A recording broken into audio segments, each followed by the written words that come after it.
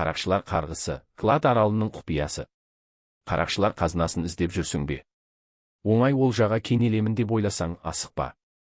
Себебі кейбір қазыналар алтыннан гөрі қарғысқа толы. Солардың бірі жұмбақ Клад аралы. Бұл арал туралы аңыздар ғасырлар бойы айтылып келеді. Бұрын бұл жерде атышулы қарақшылар 18 ғасырда өздерінің ең құнды олжаларын жасырған дейді. Бірақ олар байлықты жай көміп қоймай, қорқынышты қарғыс қалдырған. Егер біреу қазынаны алуға тырысса, апатқа ұшырайды немесе мүлде жоғалып кетеді. Тарихта бұл аралға баруға тырысқан көптеген адамдардың жұмбақ жағдайда жоғалғаны туралы деректер бар.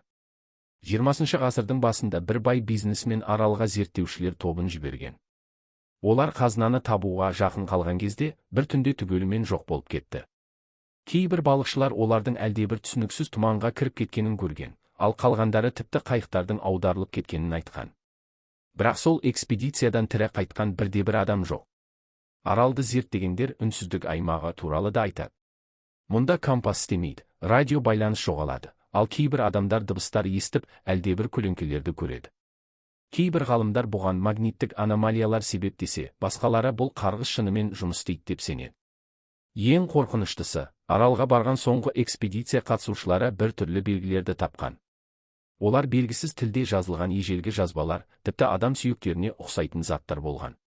Сол кезде зерттеушілердің бірі күліп, қарғыс дейсіздер ме? Мен бұған сенбеймін деп айғайлап, ескі сандықты ашқан. Сол сәтте ауаның өзі ауырлап, ал оның жанындағы адам бұлыңғыр көлеңкені көргенін айтқан. Ең қызығы, осы оқиғадан кейін топ мүшелерінің біразы бірнеше апта ішінде белгісіз себептермен қайтыс болды. Сен қалай ойлайсың?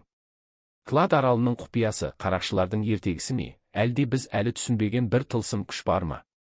Бір нәрсе анық, ол жерге барып, қазына іздеу үлкен тәуекел.